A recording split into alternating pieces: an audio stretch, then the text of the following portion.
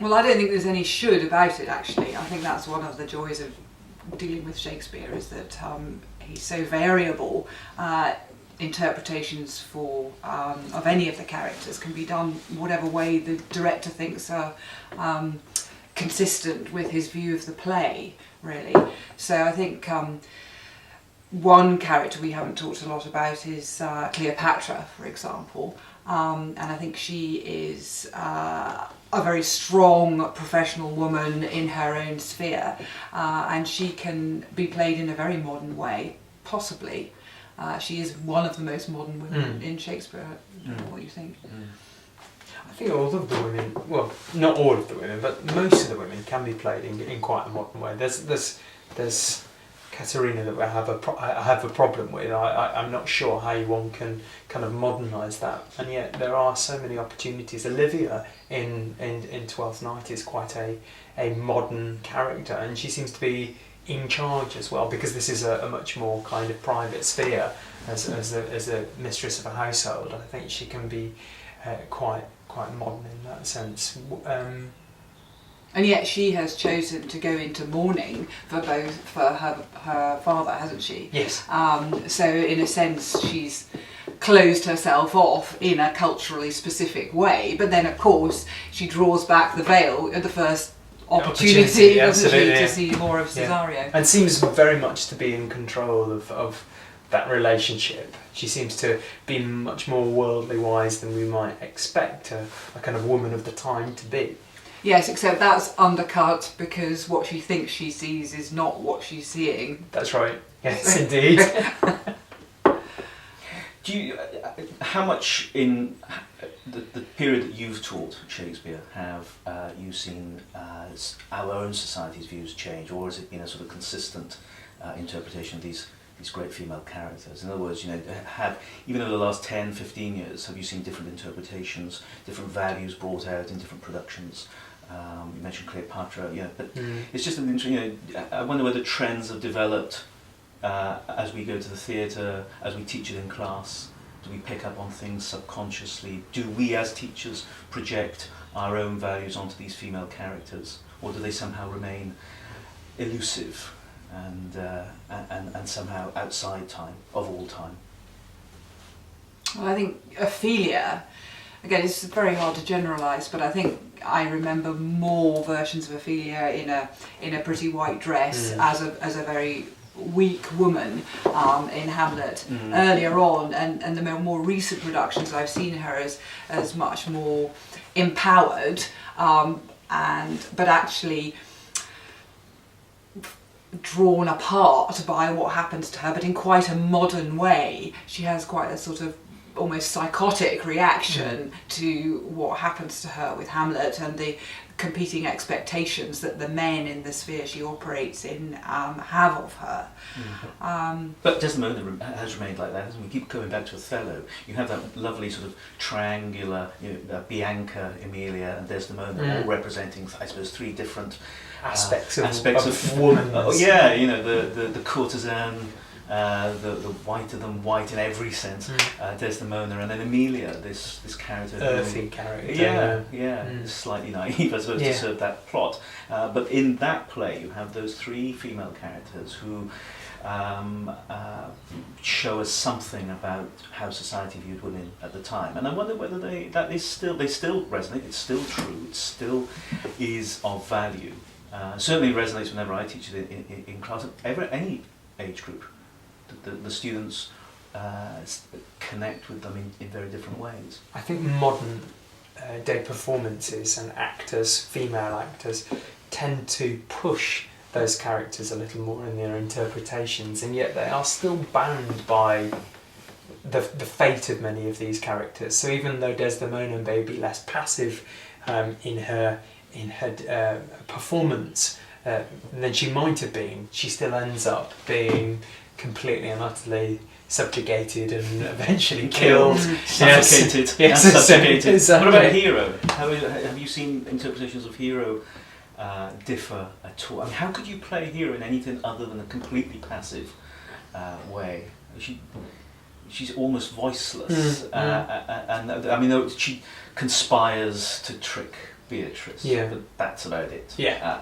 And then she dies and is resurrected. I think I always thought of her as really just a plot device. Yeah. I mean, she doesn't seem to have much character at all, really. She is plotted against Beatrice as well, isn't she? So It's the foil, isn't yeah, she? exactly. Yeah. So, you know, in representation of women, you do have a strong female character there, and we have touched on the kind of the ambiguities of the end of the play in Much Ado About Nothing, where Beatrice potentially is silenced, but she's quite vocal throughout the play, and obviously that appeals again to this kind of modern day notions of the role of women and how women can take a leading role. And often in Shakespeare, it's the women of the lower social class that are the most vocal and feisty. I mean, I'm thinking of Maria in Twelfth Night. I'm thinking Mistress of Quickly. Yes, absolutely. So what's that about? Is that their age or their experience, or Was it a pragmatism? Is it a reality? Would it have been that in Shakespeare's time, perhaps even, does that still hold now, that women of lower social orders maybe are more in command, and yet not? Or we expect different things. Yeah. I don't know. I don't know. I think that's hard to generalise on that one. Possibly that doesn't continue through into our age. I'm not sure, but certainly I think the women like Miranda in The Tempest and Desdemona, and they are played with more spirit perhaps than once they were. But it's difficult to generalise. Yeah. We haven't talked about The Tempest, and that's really interesting. You think, have you seen the Helen Mirren? I have, Yeah. yes. Now, how has that changed? Prospero, she became Prospero, and I struggle sometimes when I'm teaching that to a class, to articulate what difference it makes to our interpretation of the play to have Prospero played by a female actor. I think it makes a big difference, because I think there's a significant difference between a father-daughter relationship and a mother-daughter relationship. And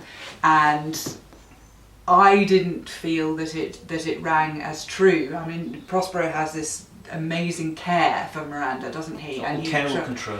Well, Freakery. Yeah, yes. Well, I mean, he is. Remove, isn't there? He is the director, isn't he? Or he's the chess player, perhaps. Yeah. Whereas I think that the mother-daughter relationship is potentially different. Potentially more explosive. I don't know. It didn't work for me. No, it didn't work for me. I don't know what I think it weakened that relationship. Yes.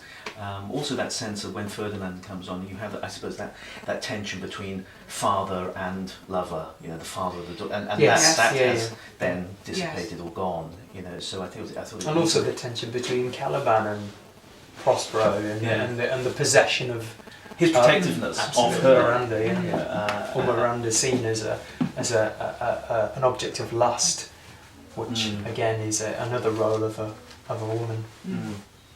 But I think in terms of Prospero being played by a woman and that sense of being in charge and orchestrating things, I mean that sat well. It was more to do with the relationships with the characters that I think was uneasy. Well, we have seen productions though of all male casts or female casts. I mean that's something. How does that change the dynamic? You know, the Globe has done it with Twelfth Night, hasn't it? All male cast.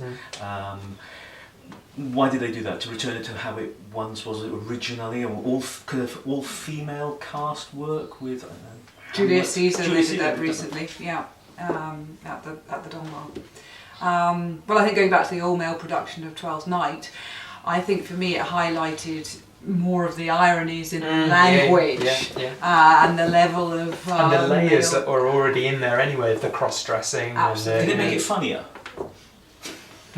I think so, because there is the element of pantomime, isn't there, to a kind of a modern viewer. I don't know whether Shakespeare's audience would have seen that. I don't know whether some of these kind of more matronly, older female characters who were always meant to be a little bit more of a kind of a Monty Python approach to female characters. Some men do like dressing or a David Walliams approach to female characters. Yeah. So I don't know whether that is kind of something it that liberates men from prevents behaving it. in a certain way. They adopt a different disguise. Yeah, and it's part of the different revels, identity. isn't it? Part of the comedy, maybe. It was always meant to be physically comic as well as being verbally comic. But I think it's also about identity, isn't it? I mean, what is it that makes us male or female? Yeah. Is it what we wear, what we say, how we interact? Or is it what other people expect of us? So how do we view Cesario? Well, we view her one way if we know that she's a woman, and another way if we think she's a young manservant, and another way if we think we're not quite sure. So I think that's part of Shakespeare's genius there, because he's asking so many questions at once and, as usual, giving us no answers. I wonder how much that was influenced by who was on the throne at the time. Whether those female characters were in any way influenced by Queen Elizabeth, and when it changed then to King James, with the heart of a king, as she said. No, I mean whether he was very aware of who was watching these plays, and whether he tried to, I don't know, project some of those qualities onto some of those female characters. Don't know.